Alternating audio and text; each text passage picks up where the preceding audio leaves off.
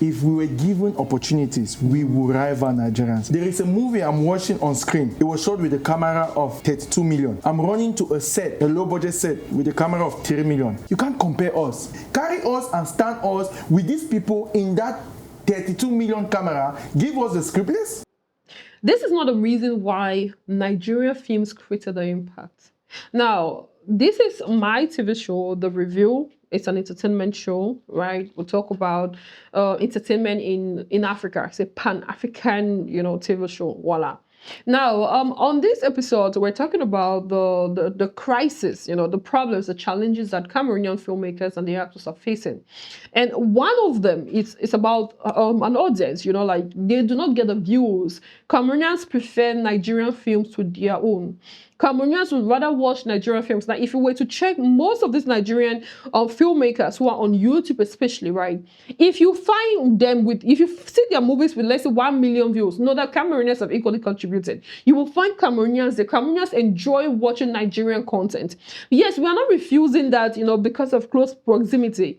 Granted, we grew up watching Nigerian films. A lot of you already know that. It's an established fact, right? But then there are other reasons why we watch Nigerian films to our own. You see, now, so he was talking about the lack of proper equipment that the government needs to, invest in the Cameroon film industry by buying them cameras as expensive as 30 million, CFA France plus 30 million, 50 million, 60 million.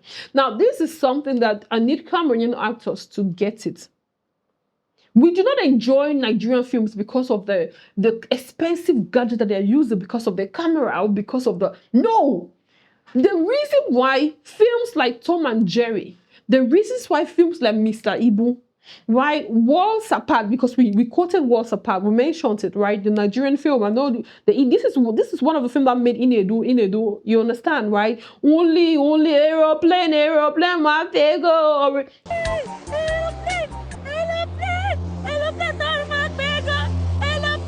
Voila, this film. The reason why we enjoyed all of those films, we can add, let's say, Long John, we can add Osofia in London, and then we'll take a look at the epic films, let's say, like Egg of Life, and all whatnot, in the Golden Egg, and, there are way too many films, Sacred Tradition and all.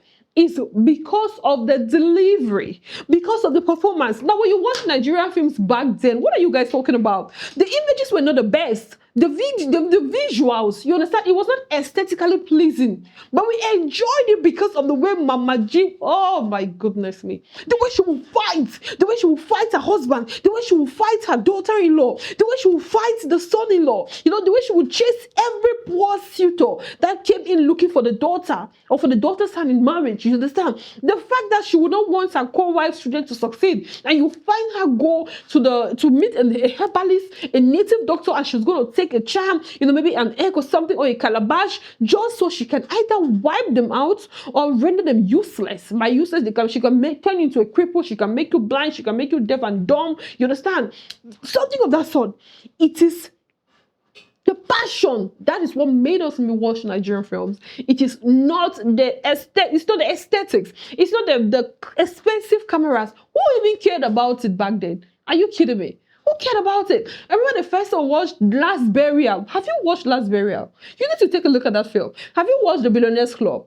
Have you watched Across the Bridge? Even Egg of Life, baby, what expensive camera is there? Are you kidding me? There was nothing expensive about it. When you watch, let's say, their Universal films, right? Let's say Beautiful Faces. Oh, one of my favorites. I love it. It stars Iniedo. I think there's Iniedo. There's Stephanie Okereke. Oh, don't play, honey. Don't play. There's even this film, The White Hunters.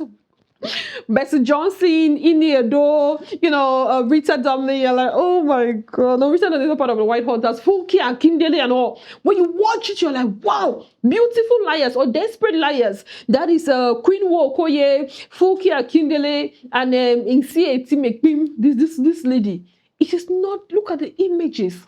Unfortunately, I cannot play a few excerpts of it because of copyright, but I want you guys to go take a look at these films. These films are still watched till today. They are classic pieces. I never get tired of watching Long John. I never get tired of watching Ankia Popo, Two Rats. I never get tired of watching Tom and Jerry. I never get tired of watching Mr. Ibu. But look at the quality. Look at the quality of the images. It is not good. It's not better compared to what we are seeing today, compared to the Bridgerton or those high budget films on Netflix, right? But we enjoyed it first because of their delivery. They were passionate. They carried that role. When you watch Mr. Ibo, you are like, wow, what is it? They did not make it look like it was a film. They didn't make it say the art. Okwa never made us feel like he's acting. It has the man to own him. You understand? It's like his day to day. You know that annoying father, that very stingy father, because he acted so many films, and that was his character. Where he was a very stingy rich man, he would not cater for the children. He believed in saving his money in the bank and all. It made you're like, wow. It was a make-believe, and then we could resonate. So another thing too was the scripts, the story.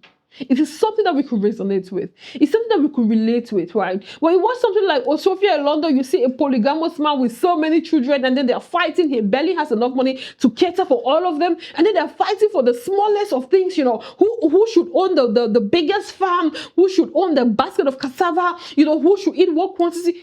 It is something that is very relatable. And then when you see the ghetto lifestyle, when you see the houses dilapidated, when you see how they have to carry buckets to the street to fetch water, those were our stories and our normal day-to-day life. So we saw ourselves in those films, and that is what made us relate. When you watch a film like Aeroplane, Wausa Patterny, many of us grew up in villages. We never saw aeroplanes. We just heard there was something like that. And sometimes you might hear you understand? So we could relate when Iniedo, Ulima, that was her name in the film, that was the character in the film, right? When she was excited upon seeing an aeroplane until she broke her mother's calabash, we could see that. And then Nigerians equally sell you a dream. Like today you might be poor, today you might be wretched, but tomorrow the future is promising. Like tomorrow is pregnant, you don't know what it's gonna give, it's gonna bring forth. And you understand it? Like you could be broke today, but tomorrow you might make it. You see, you might.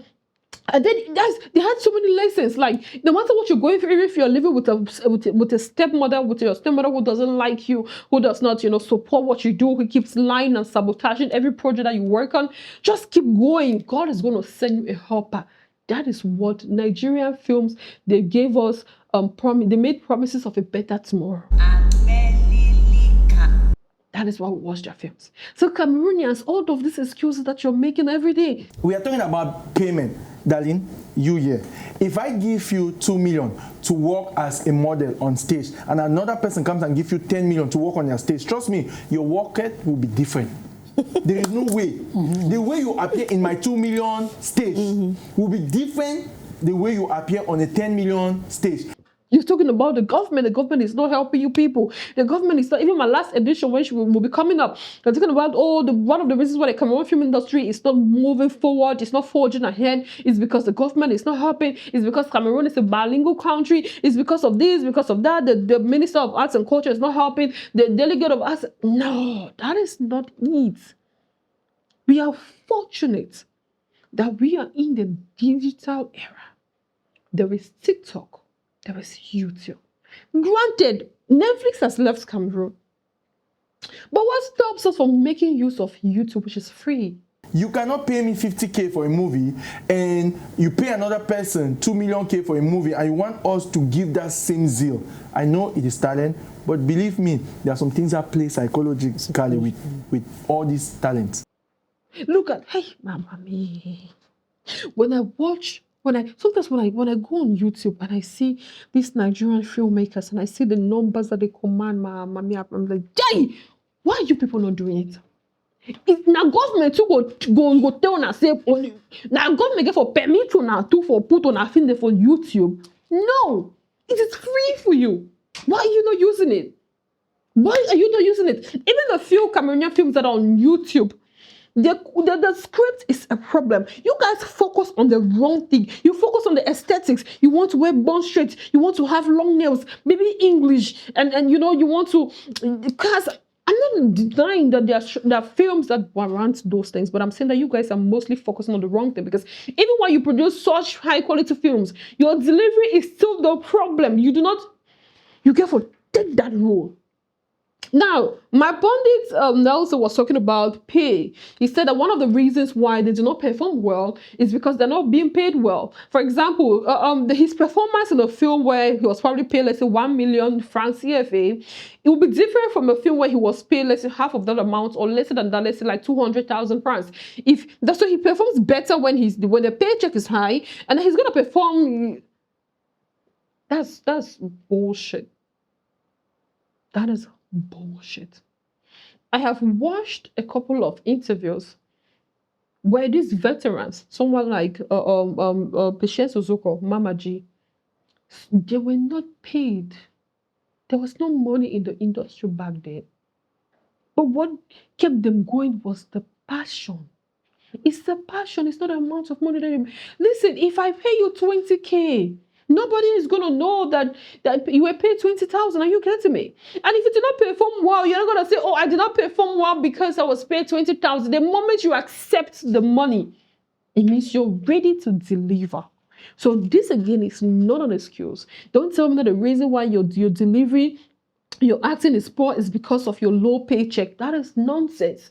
If you're taking that money, you should be able to give in your best. Are you getting me? So to Cameroonian filmmakers who are wondering why we watch Nigerian films and not their own, because they'll tell you, oh, we have high budget films, it cost me 20 million, 15 million to produce. Nobody gives an F. I want better performance.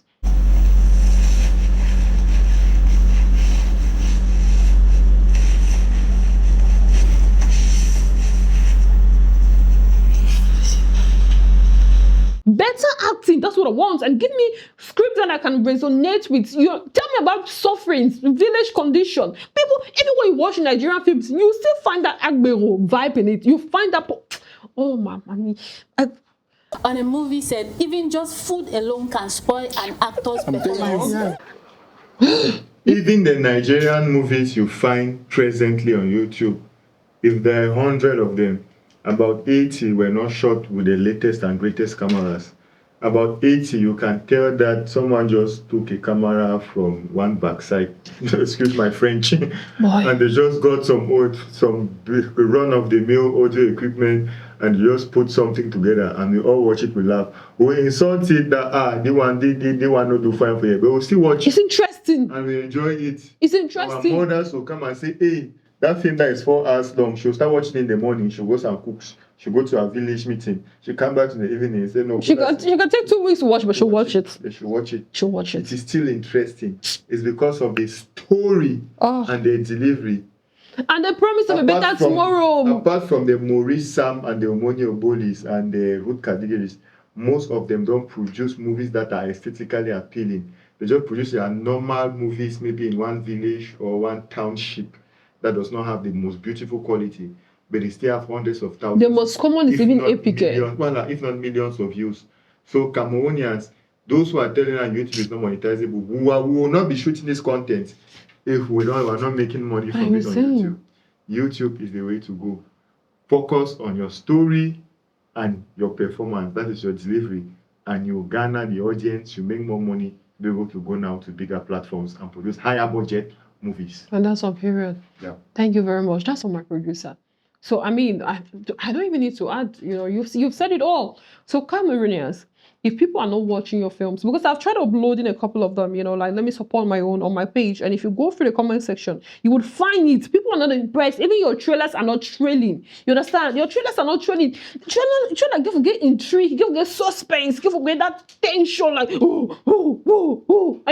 But you're, and what are you expecting? There's definitely going to be magic going to happen, miracle going to happen. You understand? So to conclude, Cameroonians, forget about the aesthetics or acquiring expensive cameras or gadgets or whatsoever. Yes, we want good sound, but one thing that we're very focused on is your delivery. Give us a beautiful performance. You understand me? And most importantly, give us relatable stories. You understand? Voila. I am Choma Ayomide Daniyunga. Once again, Nollywood is not Nollywood because of expensive cameras. It's because of the story and the delivery and the promise of a better tomorrow. And that's on period. Bye. Maximizing distribution networks. When Nollywood CD Skin, it was VHS. Nollywood They jumped on VHS. When CDs came, they jumped on CDs. Nobody was proud. You will not shoot a movie and sit in your house and say a star. All of them went on the streets to sell CDs. What are They you will saying? say it in their stories. Now it is the digital era. There are thousands of YouTube movies, Nigerian movies on YouTube. Cameroonians, instead of sitting and complaining, use YouTube first. Forget about Amazon Prime and Netflix. See, just to add this part, you just said something. Even Omotola, who was saying once upon a time that she will never dance to promote her film, guess what? She just produced her very first, Mother's Love, and she was saying dancing to market it. Nigerians are not ashamed to market their films. You understand? Bimbo Ademoye will do funny makeup just to sell her films, and it's working. You can see it's reflecting the numbers. Whatever it takes, carry your market for head, carry your film for head like gala. You understand me? Wear side-by-side strips, that's what's going to work. Put pride aside and sell your films.